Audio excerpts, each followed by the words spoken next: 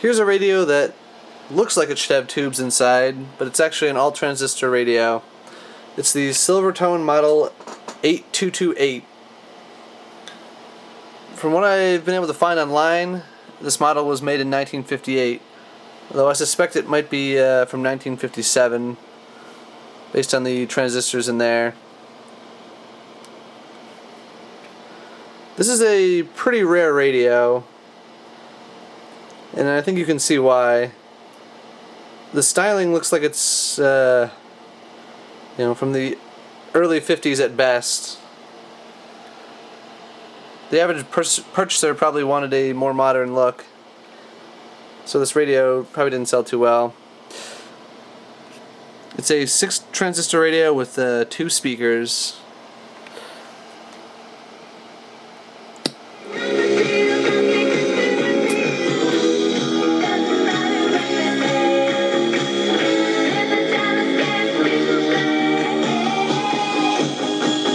This is the tuning knob here, and this is the tone control.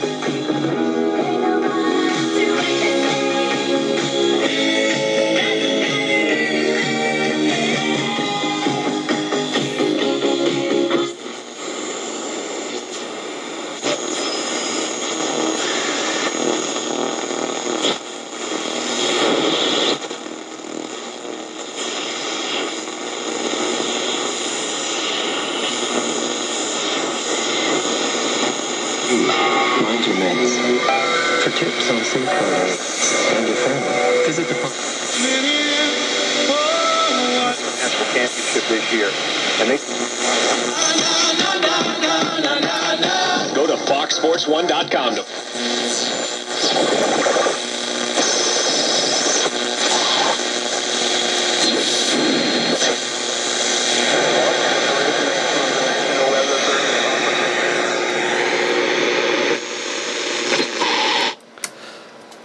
As you can see, this set performs pretty well, especially considering it's only a 6-transistor radio. It has a carrying handle, but it seems awfully thin for the weight of the set. And as you can see, it broke at some point and was re-glued by a previous owner.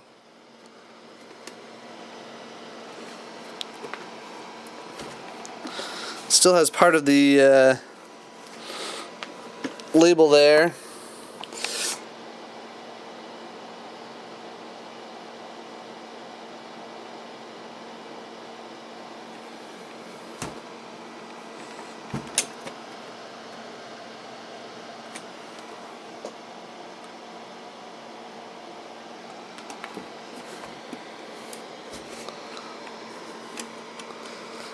I'll flip it over.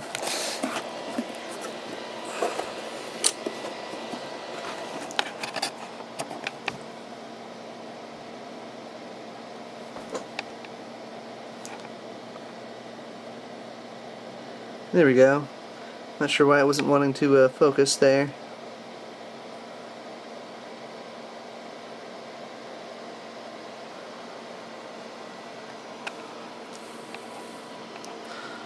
I think the plastic case has shrunk a bit. That's why the metal trim is curling up here.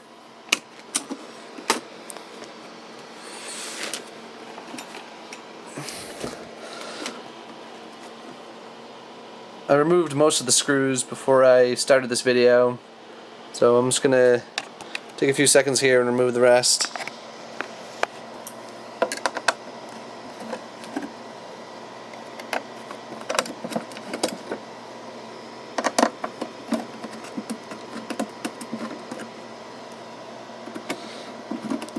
This set takes an unusual battery. It's a it has a 9-volt tap, a 6-volt tap, and a 3-volt tap.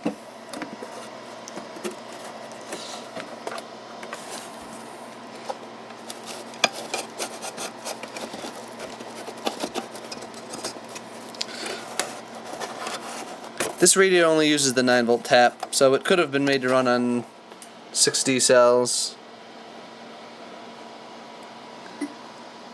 This battery came with the radio.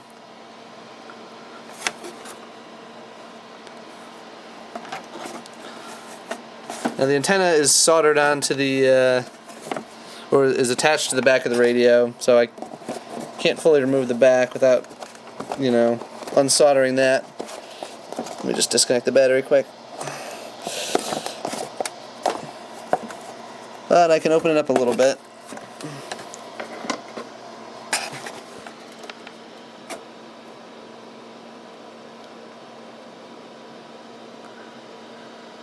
You can see it has some early Sylvania transistors, and there's two GE audio transistors in the back. I replaced the original electrolytic capacitors. You can see the replacements there.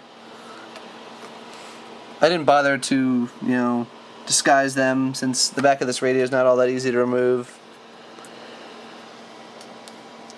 You can see this radio was set up to have a dial light, but they didn't actually fit one. There's a space for it down there.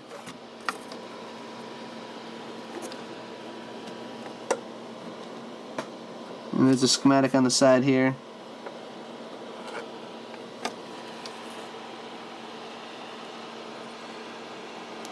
See, it's got two fairly good sized speakers. They're about 4 inches across.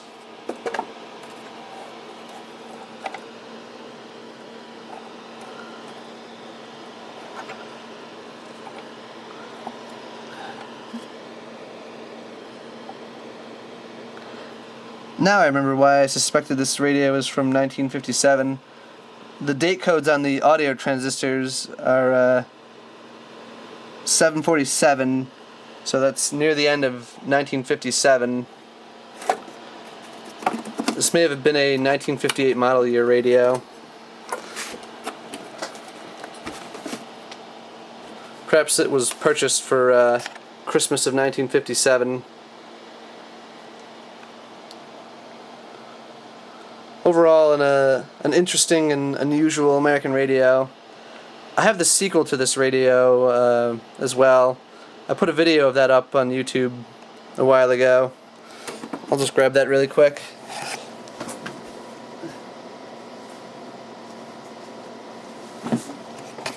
Actually, never mind. I packed it away a while ago. Sorry about that. I'll put a link to it in the description now. I'll show you the inside of this battery.